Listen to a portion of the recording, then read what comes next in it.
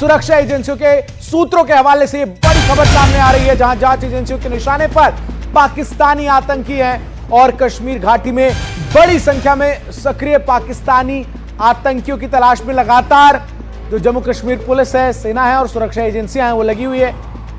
पाकिस्तानी आतंकी FT module के local network की तलाश में सुरक्षा एजेंसियां लगातार जुटी हुई हैं। आपको बता दें कि कश्मीर में लगातार बढ़ रहा है एफटी मॉड्यूल। आईएसआई की मदद से विदेशी आतंकी मॉड्यूल जो है वो लगातार बढ़ता हुआ बीते कुछ सालों में जम्मू कश्मीर में नजर आया है और आतंकियों को भारत में घुसपैठ कराने में ये मॉड्यूल जो है वो लगातार सक्रिय रहा है और इस मॉड्यूल की मदद जो है वो पाकिस्तान करता रहा है। सरहद पार से लगातार आतंकियों की जो घुसपैठ है वो लगातार जारी है।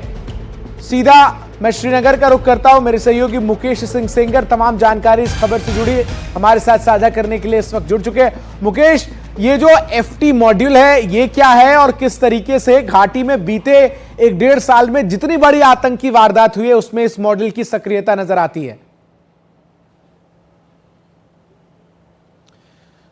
देखिए, आतंकवादियों के दो तरह के मॉड्यूल होते हैं। एक तो होता है लोकल टेररिस्ट, जो कि जम्मू कश्मीर के ही लोग जो टेररिस्ट हैं उनका मॉड्यूल है, और दूसरा है एफटीज यानी कि फॉरेन टेररिस्ट। ये मोस्टली वो आतंकवादी हैं जो पाकिस्तान के हैं।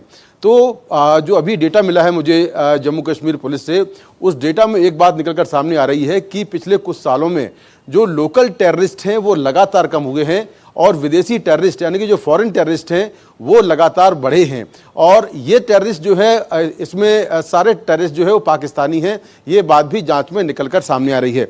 अगर हम पिछले कुछ सालों का डेटा देखें तो घाटी में जहां पर 2021 में 125 स्थानीय आतंकवादी थे, 2022 में वो 100 रह गए, 2023 में घटकर 22 रह गए और इसके बाद जो है जो संख्या जो है वो अब केवल 2024 में 7 आतंकवादी रह गए।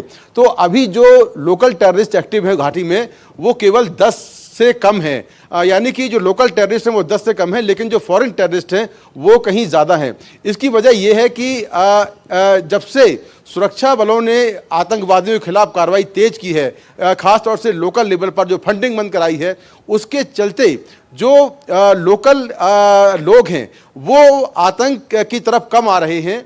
और यही कारण है कि जो पाकिस्तान की खुफिया एजेंसी आईएसआई है वो कश्मीर में काफ़ी कम ऐसे युवा हैं जिनको आतंकवाद के लिए भर्ती कर पा रही है। तो संख्या लोकल टेररिस्ट की घट रही है, लेकिन जो विदेशी टेररिस्ट हैं वो लगातार बढ़ रहे हैं। अब पहलगाम हमले के बाद जो हमारी जांच एजेंसियां हैं उनका फोकस जो है वो इन्हीं विदेशी टेररिस्ट पर है, यानी कि पाकिस्तानी आतंकवादियों पर है। अगर हम बात करें तो 2024 में 68 आतंकवादी मारे गए थे, जिसमें 42 विदेशी थे, यानी 42 जो आतंकवादी थे वो पाकिस्तान के थे। इसके बाद जो है नॉर्थ कश्मीर के बारामूला जिले में सबसे ज़्यादा विदेशी आतंकवादी मारे गए हैं। कुल 9 मुठभेड़ें हुई हैं, जिसमें 14 आतंकवादी विदेशी थे। जम्मू क्षेत्र में लगभग 40 आतंकवादियों में से 35 से 36 आतंकवादी विदेशी थे, ये भी जानकारी मिली है।